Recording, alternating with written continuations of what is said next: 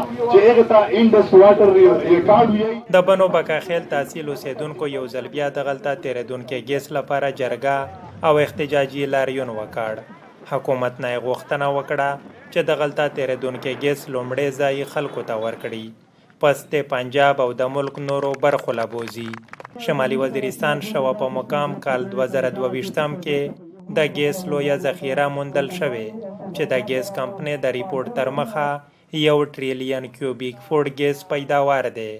یاد ګیس پایپ لاین د شمالي وزیرستان نه شروع شوی، بکاخیلو باندې تیر شوی او تر دې د مامیا ولی پورې غځول کیږي چې د څو میاشتو نه بکاخیلو دغه لاین باندې کار د احتجاج په توګه درولې. موږ د پتا خبره پیږي چې موږ ګیس غوړي هغه اس ام اس تای هغه ګریډ لګاول دي لکه څنګه چې بجلی ولدای دا شای اول درنه غوړم و در تابلی همی چې زه کله په د ګیس باندې 4 شریک وم تو تاسو په اس ام اس باندې اول 4 شریک وم اس ام اس چې کوم د تاسو تو اول لګاوم و دا د می ډیماند هوا.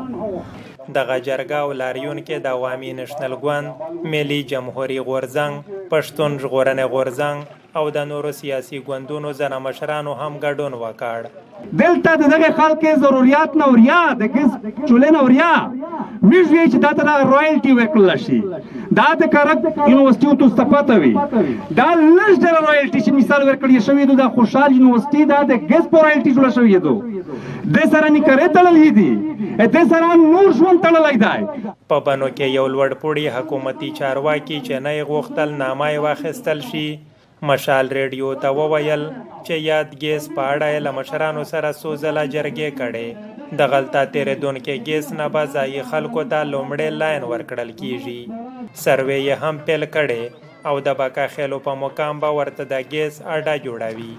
احتجاج کوونکي وایي چې تر څو دوی ته د ګیس ورکولو عملی کار نه وي پیل شوی، په خپله خاوره ګیس پایپ لاین غځولو ته نه پرېږدي. عمر وزیر، مشال ریډیو، بنو.